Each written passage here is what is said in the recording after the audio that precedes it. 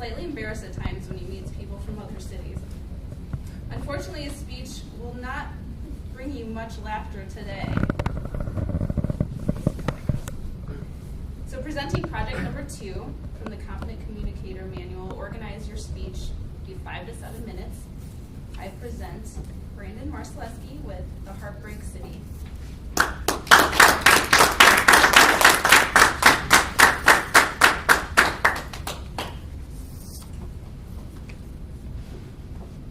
18,733 days ago, December 27, 1964, was the last time that Cleveland actually was a winner.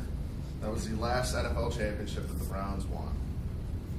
As a loyal, lifelong Cleveland sports fan, I know firsthand how many times and how badly it feels to have my heart broken by our beloved Cleveland sports teams, the Browns, the Indians, and the Cavs. I'm going to give you a little rundown of some of the examples that I've seen over my lifetime, last almost 30 years, of how these teams have really let me and the rest of the city down. Cleveland has always been a football town, even with all that the Browns have put us through over recent history. January 11th, 1987, some of you may remember and know as the Drive, which took place at Municipal Stadium here in Cleveland, Ohio. It was an AFC Championship game versus the Denver Broncos, and the Browns had the lead late in the game when John Elway led the Denver Broncos 98 yards in about 5 minutes to score a touchdown and go to overtime and beat the Browns to go to the Super Bowl. And roughly a year later, January 17th, 1988, the Browns playing the Denver Broncos, this time at Mile High Stadium in Denver, Colorado.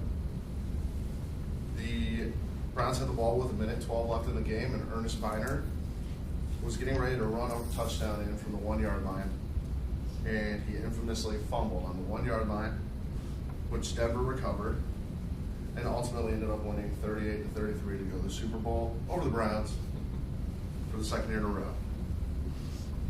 So these were the first 2 years that I was really alive, so this was not a good sign for what was to come. November 6th, 1995, everybody may remember it was a really dark day in Cleveland. That was when Art Modell announced that he was going to be relocating the Browns to Baltimore, Maryland, as the Baltimore Ravens. And since the Baltimore Ravens have won the 2000 and the 2012 Super Bowl championship. September 12th, 1999, might have even been a darker day in Cleveland, was when the Browns returned to Cleveland in the last 17 years of history, so as we know. In their first game back, they lost to our arch rival, Pittsburgh Steelers, 43-0 at our new stadium in Cleveland, Ohio. That's what you get for building the stadium. The old one was. So, growing up in the 90s and not having a football team to really root for a good part of the decade, I was forced to root for the Indians and watch the Indians, and it was an exciting time in the mid-90s and the late 90s with the Indians, especially in 1995. The Indians went on to win 100 games in a strike-shortened 144-game season. They were the only team in the American League history to win 100 games in a season under 150.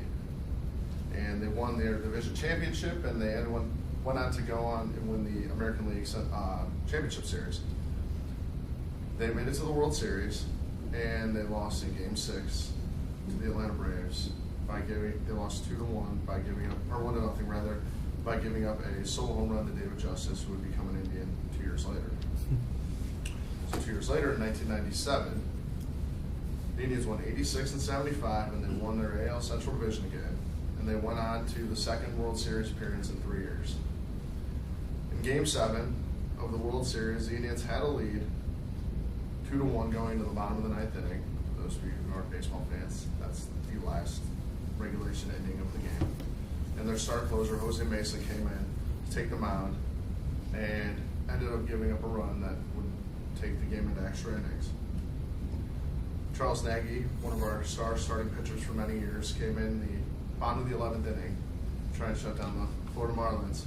And Edgar Renteria, shortstop for the Marlins at the time, hit a line drive single off of Charles Nagy's glove into center field to score the winning run from second base to send the Indians home packing for the second time in 3 years. And the Indians have made a couple runs since, but they haven't really done a whole lot to really get us all that excited about baseball again since then. But some of the more recent times that have really led us to some heartbreak and some hard feelings has been from our Cavaliers. The first real one was back in 1989, May 7th, in the first round of the Eastern Conference playoffs against the Chicago Bulls. And the Cavs were the third best team in the league, and they had played the Bulls 6 times in the regular season and beaten them all 6 times. At this point, they were down 3-1 in the series, and anybody who watches basketball has seen this replay a million times, especially this time of year going into the playoffs, of Michael Jordan hitting a game-winning buzzer beater over Craig Elo to win the game and eliminate the Cavs from the playoffs. Fast forward about another 14 years later, and on June 26, 2003, the Cavs drafted Akron's own LeBron James. LeBron James was supposed to be the next coming of Michael Jordan, and he was going to save the city of Cleveland from its despair of not having a championship since 1964.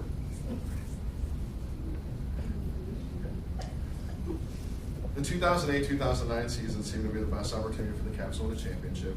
They won a franchise record of 66 games, won 66 and 16. Unfortunately, they were eliminated in the Eastern Conference Finals by the Orlando Magic in just 6 games, again coming up short. The very next season, the Cavs added some more players in the offseason and thought, centered around LeBron James, that they would make another run at a title. Unfortunately, they were eliminated in the Eastern Conference Finals again, this time by the Boston Celtics in 6 games. And the image that remains in a lot of people's heads is watching LeBron rip his jersey off as he walked off the floor in that last game against the Celtics. Because roughly a month later or so, LeBron held the decision. On July 8th, 2010, it was on national TV. He announced that he would be leaving Cleveland to go to the Miami Heat to play with a couple of his buddies. In the 4 years that he was gone, our lovely Cavs won 97 and 215. LeBron won 2 NBA championships. However, 4 years and 3 days after the decision, LeBron wrote a letter to SportsIllustrated.com announcing that he would be returning to Cleveland after winning 2 NBA championships with Miami Heat, saying that he was devoted to winning a championship here in Cleveland and bringing a championship to the city of Cleveland. Last year, LeBron with Kevin Love and Kyrie Irving became the Big Three, made it to the NBA Finals, but Cleveland's luck struck again, with Kevin Love getting hurt in the first round of the playoffs and out for the rest of the season, and Kyrie Irving getting hurt in the first game of the finals. We lost the series in 6 games.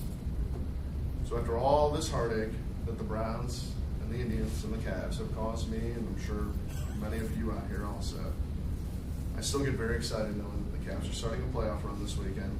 The Indians got their season started last week, and the Browns have yet another fresh start this season. And as always, there's always next year in Cleveland.